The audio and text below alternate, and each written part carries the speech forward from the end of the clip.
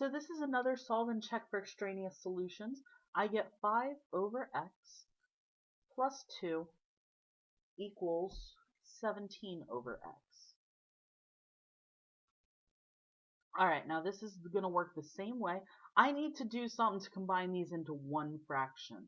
So I remember from a long time ago that I can put anything in the world over 1.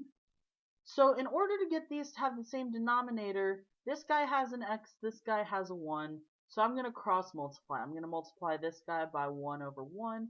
I'm going to multiply this guy by x over x.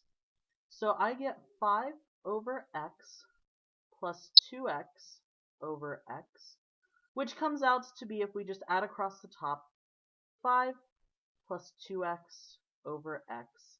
And then we haven't touched this side at all yet, so let's just drag it on down. Equals 17 over x.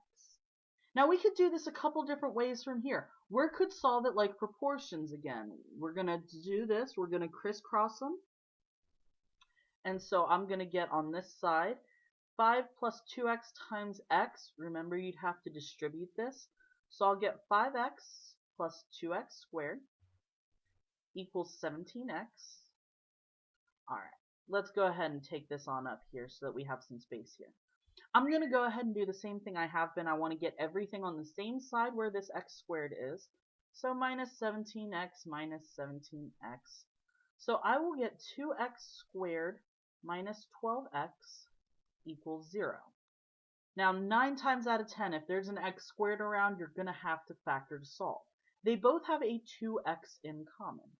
So I'm going to pull out a 2x. I'm going to be left with x minus 6 equals 0. Now, this doesn't have parentheses on it, but it's certainly allowable to say that it could, which means in order to find the solutions here, each of them are going to set equal to 0. So I'm going to have 2x equals 0 and x minus 6 equals 0. We're going to solve both of them, so let's add 6 to both sides. So I get x equals 6 as a solution. If I divide both sides by 2 over here, I get x equals 0 as a solution. So I have two solutions. Now remember, if they are extraneous, then it means that if I plug these into the denominator anywhere, I'm going to get 0. That's not allowed. You're not allowed to divide by 0. So I think we can just kind of visualize this. I will do it in a different color so that it shows up a little better. If we take 0 and plug it in for x, do you guys see that we're going to have 5 divided by 0, which is a calculator error? This guy is a frowny face. I'm not allowed to divide by 0, but it's going to force me to.